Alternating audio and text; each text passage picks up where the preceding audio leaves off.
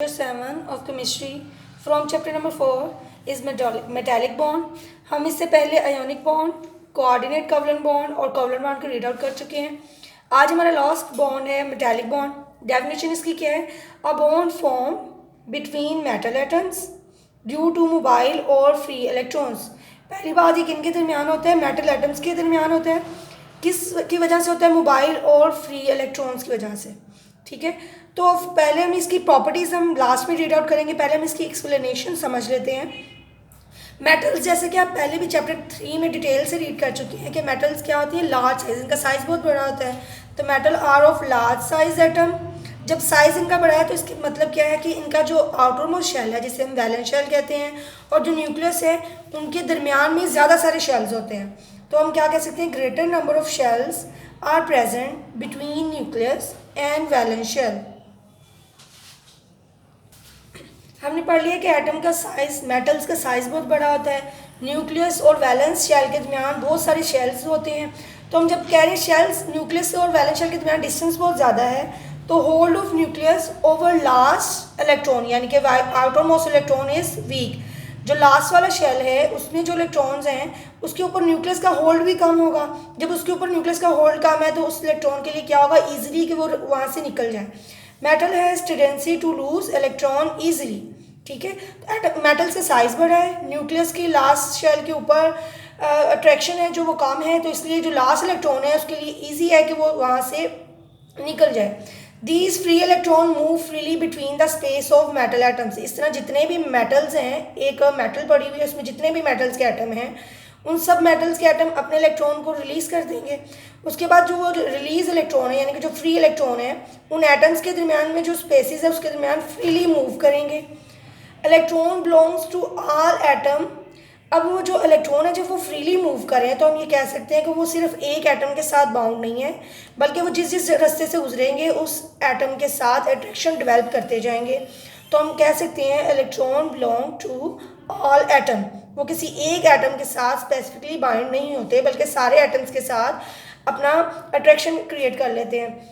These mobile electrons holding the metal of all atoms and forming the metallic bond. यानी कि वो mobile electron जब atoms के दरमियान में से गुजरेंगे तो उनके दरमियान अट्रैक्शन डेवलप हो जाएगी. वही अट्रैक्शन बेसिकली क्या कॉज करती है? Metallic bond. हमारी लास्ट प्रॉपर्टीज़ रह गई थी. प्रॉपर्टीज़ क्या हैं? High melting and boiling point. आपने पढ़ लिया कि इसमें मोबाइल और फ्री इलेक्ट्रॉन्स होते हैं. वो मोबाइल और फ्री इलेक्ट्रॉन सारे एटम्स के साथ कनेक्शन डेवलप कर लेते हैं. जब वो एक कनेक्शन डेवलप कर लेते हैं वो एक स्ट्रॉन्ग कनेक्शन होता है, जिसकी वजह से उसके मेल्टिंग और बॉइलिंग पॉइंट क्या हो जाते हैं? बहुत हाई हो जाते हैं. उन मेटल्स को एक दूसरे से सेपरेट करना बहुत मुश्किल होता है, जिस वजह से हमें हाई एनर्जी देनी पड़ती है. Good conductor of heat and electricity. अब कंडक्टर का मतलब क्या होता है? ऐसी चीज़ जो अपने अंदर से बिजली और हीट यानी कि हरारत को गुजरने दें, उसे हम कहते हैं कंडक्टर. अब मेटल्स क्या हैं? गुड कंडक्टर ऑफ इलेक्ट्रिसिटी हैं. तो बिजली यानी कि इलेक्ट्रिसिटी और हीट को गुजरने के लिए कोई चीज़ की ज़रूरत होती है. तो हम इन मेटल्स में इनके पास क्या होते हैं? मोबाइल इलेक्ट्रॉन्स होते हैं. मोबाइल मीन हरकत करने वाले इलेक्ट्रॉन्स हैं. वो एनर्जी को एक जगह से दूसरी जगह इजीली ले जाते हैं. फिर नेक्स्ट है हमारे पास हार्ड एंड हैवी नेचर. आपको पता है मेटल्स की नेचर क्या होती है? वो क्या होती हैं? हार्ड होती हैं और हैवी होती हैं. अच्छा स्टूडेंट्स, पेपर्स में जस्ट इसके मोस्टली डेफिनेशंस और प्रॉपर्टीज़ आती हैं, तो आपने ये दोनों चीज़ें बहुत अच्छे से करनी है. हम इसका एक दफ़ा रिव्यू ले लेते हैं ताकि आपकी अंडरस्टैंडिंग अच्छी हो जाए. फर्स्टली हमने इसकी डेफिनेशन की है कि a bond formed between metal atoms due to mobile और फ्री इलेक्ट्रॉन्स. उसमें मोबाइल और फ्री इलेक्ट्रॉन्स होते हैं जो मेटल एटम्स को जोड़ के रखते हैं. फिर इसकी प्रॉपर्टीज़ हमने पढ़ लेनी है. ज़्यादातर प्रॉपर्टीज़ इसकी बेस पे करेंगे, मोबाइल और फ्री इलेक्ट्रॉन्स की बेस पे. फर्स्टली इनके high melting and boiling point होते हैं. Good conductor of heat and electricity होते हैं. आपको रीजंस पता होनी चाहिए कि melting and boiling point high क्यों है और कंडक्टर वो क्यों है, हीट के अच्छे कंडक्टर क्यों हैं. Hard and heavy nature.